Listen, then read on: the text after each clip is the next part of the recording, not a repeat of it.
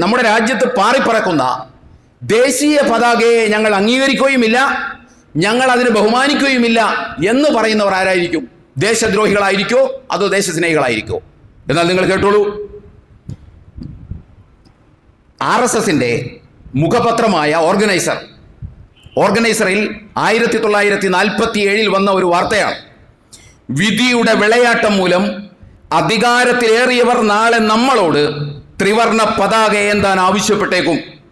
എന്നാൽ ഹിന്ദുത്വവാദികൾക്ക് ഈ ത്രിവർണ പതാകയെ ഒരിക്കലും അംഗീകരിക്കാനോ ബഹുമാനിക്കാനോ കഴിയില്ല.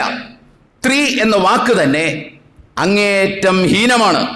3 വർണ്ണങ്ങളിലുള്ള ഒരു പതാക വളരെ മോശമായ മാനസിക പ്രഭാവം സൃഷ്ടിക്കുകയും ചെയ്യും, രാജ്യത്തിനത് ഹാനികരമാവുകയും ചെയ്യും.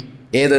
നമ്മുടെ ദേശീയ പതാകയെ എല്ലാവരും വളരെ ബഹുമാനത്തോടെ ആദരവോടെ സ്നേഹിക്കുന്ന നമ്മുടെ ദേശീയ പതാകയെക്കുറിച്ചാണ് പറയുന്നത്. നിങ്ങൾ ബഞ്ച് ഓഫ് തോട്ട് അഥവാ വിചാരധാര, ഗോൾവാൾക്കറിൻ്റെ വിചാരധാര നിങ്ങൾ എടുത്തു നോക്കൂ. നമ്മുടെ ദേശീയ പതാകയെ അദ്ദേഹം അതിലും ചോദ്യം ചെയ്യുന്നത് നമുക്ക് കാണാൻ സാധിക്കും. ഇത് രണ്ടിനെയും ഇന്നുവരെ തള്ളിപ്പറയാത്ത മുസ്ലിം സമൂഹത്തെയാണ് ഇവർ, ഒന്ന് ആലോചിച്ച് നോക്കണം, രാജ്യസ്നേഹം പഠിപ്പിക്കുന്നത്. ഇതെത്ര വലിയ കോമഡിയാണ് എന്ന് നമ്മൾ ഓരോരുത്തരും ആലോചിക്കുക.